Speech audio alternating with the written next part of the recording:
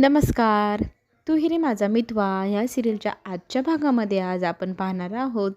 इथे नेहमीप्रमाणे सगळेजण नाश्ता करण्यासाठी सकाळी सकाळी आलेले असतात. आजी ईश्वरीला म्हणत असते की तूही नाश्ता करण्यासाठी बस, तर त्यावरती बोलते, आत्ता मला भूक नाही आहे, तर तुम्ही सगळेजण जेवण करून घ्या, मी नंतर जेवेल. असं म्हटल्यानंतर इथे अंजली हसू लागते आणि म्हणू लागते, किती ती नवऱ्याची काळजी, जोपर्यंत नवरा खाणार नाही, जेवणार नाही, तोपर्यंत ह्या मॅडम पण जेवणार नाही. असं काही आहे का? किती प्रेम करतेस गं तू.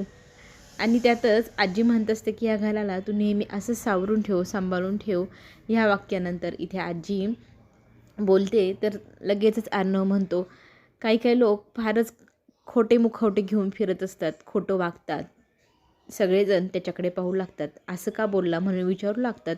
तर त्यावर तो सांगू लागतो की माझा एक क्लायंट आहे, त्यांनी ना खूप मोठं फ्रॉड केला आहे, त्याच्यामुळे आज माझ्या डोक्यात तीच गोष्ट होती, म्हणून माझ्याकडनं ती गोष्ट बोलल्या गेली. अच्छा, तर ठीक आहे.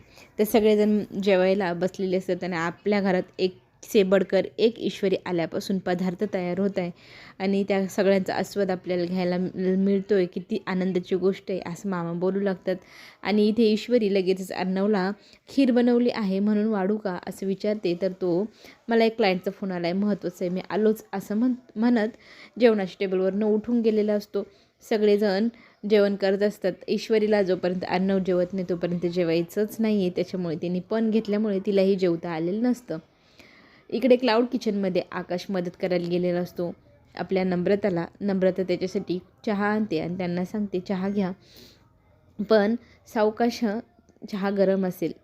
तर इथे नम्रता एक प्रश्न विचारते, तुम्ही हे सगळी एवढी मदत वगैरे का करताय? तर तो म्हणतो, फ्रेंडशिप म्हणून तुम्हाला सगळ्यांना मी मदत करतो आहे, विशेष असं काही नाही. तर तो म्हणतो, असं का विचारलं? तर ती म्हणते, नाही, सहजच विचारलं. त्यात तो पुन्हा तिला विचारतो, तू मला चहा दिलास, पण सावकाश प्या, तोंडाला भाजेल एवढं का सांगितलं? तर ती म्हणते, तुमच्या काळजीपोटी. मग दोघंही एकमेकाकडे पाहतात. खरं तर दोघांनाही मनातली गोष्ट सांगता येत नाही. दोघंही आडेवेडे घेत असतात. दोघंही लैला मजनू झाले एकमेकांच्या प्रेमामध्ये, पण ती कबुली द्यावी तर द्यावी कोणी पहिले. अशाच इकडच्या तिकडच्या गप्पा मारत एकमेकांकडनं तू पहिले कबूल कर, तू पहिले कबूल कर, अशा अवस्थेत दोघंजणं अडकलेले आहेत. त्यांना दुनियात काय चाललं आहे ह्या गोष्टीचे काही घेणं देणं नाही. पुढे आपल्याला असं पाहायला मिळेल, ईश्वरी सगळे आवराआवर करत असते. त्यातच तिथे राकेश येतो आणि चुकचुक करत ते तिच्यासमोर जातो. बिच्चारी गं, कशी आहे ना, नवऱ्यासाठी उपाशी राहिली, नवऱ्यासाठी एवढं छान स्वयंपाक बनवला, पण नवरा बिचारा त्याची कदरच करत नाही. तुझ्यासारख्या कलाकार आणि चविष्ट जेवण बनवणाऱ्या आणि सुंदर दिसणाऱ्या सौंदर्याचा जो कोणी दिवाना माणूस आहे, त्याची तर तू कदर करायला हवी. बघ, मला तुझ्या सगळ्या गोष्टींचं किती कौतुक आहे. तुझ्यासाठी मी कायम हजर असणार. बघू कशी खीर बनवली. असं म्हणत तो खिरीच्या वाटीतनं एक चमचा खीर उचलतो, खातो. अगदी छान आहे हं, असं म्हणून तिचं कौतुक करू लागतो. आणि मग ती म्हणते, तुला एवढं सगळं सांगितलं कोणी? तर तो म्हणतो, माझी बावळट बायको आहे ना, मी घरी नसतानाही मला सगळे अपडेट देत असते. त्या नवऱ्याला तुझी कदर नाही आहे, पण मला तुझी खूप कदर आहे आणि मला तुझी गरज पण खूप आहे हं. असं म्हणत तो तिच्याशी बोलण्याचा प्रयत्न करू लागतो आणि तिला म्हणतो, ही घे माझी उष्टी खीर खा, म्हणजे आपल्यात प्रेम वाढेल. इथे ईश्वरी त्याला म्हणते, तुझ्या कानाखाली अशी एक सटकन वाजवल ना, तेव्हाच तू ध्यानावर येशील, तुझं लक्ष अगदी केंद्रित होईल. तर तो म्हणू लागतो, ही कुठली भाषा? इतका प्रेमाने मी तुझ्याशी बोलतोय आणि तू माझ्यापासून पळ काढतेस. अगं, मी तुझी कदर करतो, मी तुझ्या किती जीव ओवाळून टाकतो, दिसत नाही का तुला? त्या बिंडोक आणि बधीर माणसासोबत काय करणार आहेस तू? मी आहे ना तुझ्यावर प्रेम करणारा, कुणाला काही कळणार नाही, ये माझ्या मिठीमध्ये. असं म्हणत तो तिला मिठीत घ्यायला हात पसरवतो.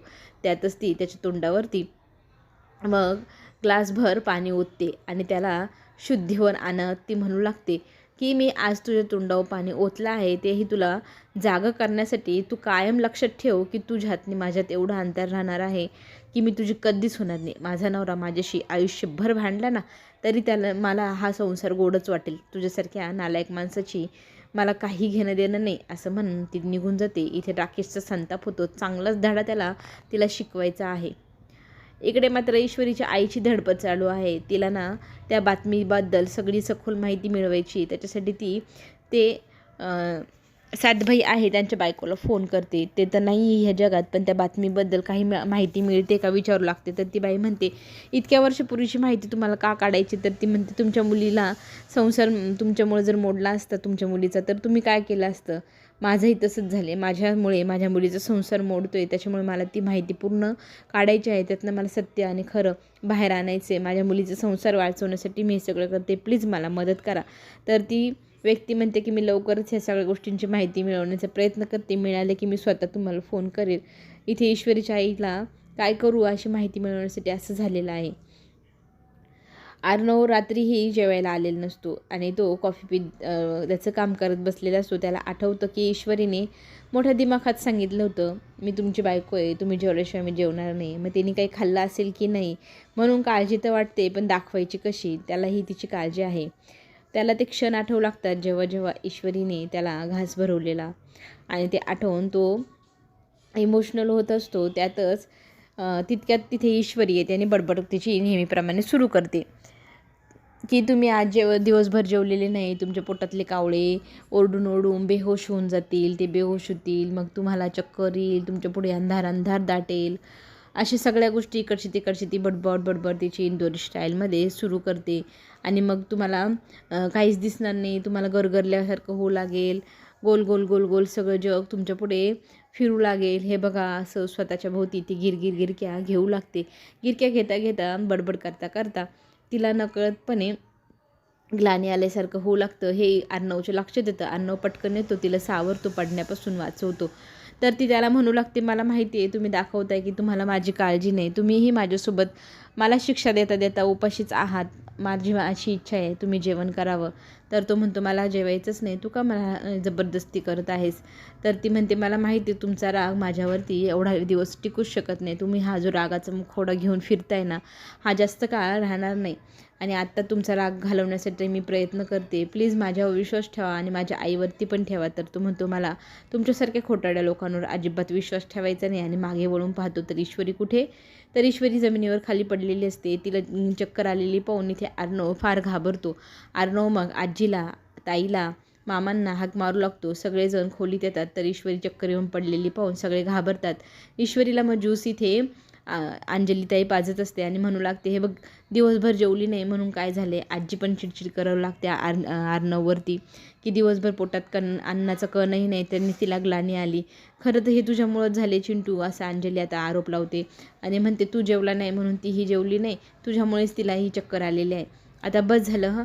आजी आता अर्णववरती रागवते, चल बरं मुकाट्याने जेवायला. तर तो काहीच म्हणत नाही आणि आजी जोरात रागवल्यावरती मग तो म्हणू लागतो, बरं आजी, ये तुम्ही जेवायला, चला, असं म्हणत मग सगळेजण खाली निघालेले असतात. अंजली चिंटूला आवाज देऊन म्हणते, तू काय रे, चल म्हटला का लगेच निघाला. आता तुझ्या बायकोला हात कोण देईल, तिला सावरेल कोण, ती परत बिचारी चक्कर येऊन पडली तर तिला हात दे, तिच्या हाताला धरून घेऊन जा बरं, असं म्हणत तो मग हो म्हणतो ताईला. आणि ताई त्याच्याकडेच पाहत असते, तो सहारा देतोय की नाही. तिला सहारा द्यायला त्याला पाठवलेलं असतं. मग ती त्याच्या समोर उभी राहते. तिला तो जवळ हाताने धरतो आणि हळूहळू खाली पायऱ्यांनी मग घेऊन जाऊ लागतो. अंजली आणि सगळेजण खाली आलेले असतात. अंजली सगळं दोघांसाठी ताट बनवते, जेवण करा दोघंही आता, असं म्हणू लागते. तर आजीही आता एक नवीनच आयडिया काढते की आपल्या अर्णवला सांगू लागते की तू ईश्वरीला एक घास भरव, आणि तो तयार नसतो. आजी जोरात चिडून सांगते, तुला सांगितलेलं ऐकायला येत नाही, भरव घास. आणि मामा म्हणू लागतात, कितीतरी वर्षांनी आईचा असा स्वर लागला आहे, कितीतरी वर्षांनी अर्णवला आजीने असं रागवलं, हो की नाही. मग अंजली ही म्हणते, हो. मग अंजली म्हणते, आता तूही ना अर्णवला एक घास भरव बरं. मग अर्णवला ईश्वरी विचारू लागते, तुम्हाला मी खिरीचा गोडाचा घास भरू की तिखटाचा भरू. तर तो तिला म्हणतो, घास भरवायचं काम कर फक्त. मग ती त्याला तिखटाचा घास भरवते. मनातली मनात म्हणू लागते, आत्ता जरी ह्या क्षणाला तुम्ही माझ्यावर रागवलेले असेल तर मी तुमचा राग जास्त दिवस राहूच देणार नाही, तो राग मी प्रेमाने विरघळून टाकेल. दुसऱ्या दिवशी नेहमीप्रमाणे ते रूममध्ये बोलत असतात. इथे बायकोगिरी आहे, इथे ईश्वरी करू लागते. तर अर्णव तिला सांगू लागतो की भानावर आहे, बायकोगिरी माझ्यावर चालवू नको, तुला मी एवढ्या सहजासहजी माफ करणार नाही, तुला आणि तुझ्या आईला ह्या गोष्टीची सजा मी आयुष्यभर देणार. तिला ढकलतो तर ती म्हणते मला अशी सजा जर आयुष्यभर मिळणार असेल तरी चालेल, फक्त तुमच्या सोबत मी राहिली पाहिजे, तुम्हाला सोडून मी कुठेही जाणार नाही, तुमच्या सोबत मला अशी सजा आयुष्यभर घालवायला आवडेल. चला तर मग पुढे जे काय होईल ते पाहायला आपल्या सगळ्यांना आवडणार. आपण पुन्हा भेटूया. धन्यवाद.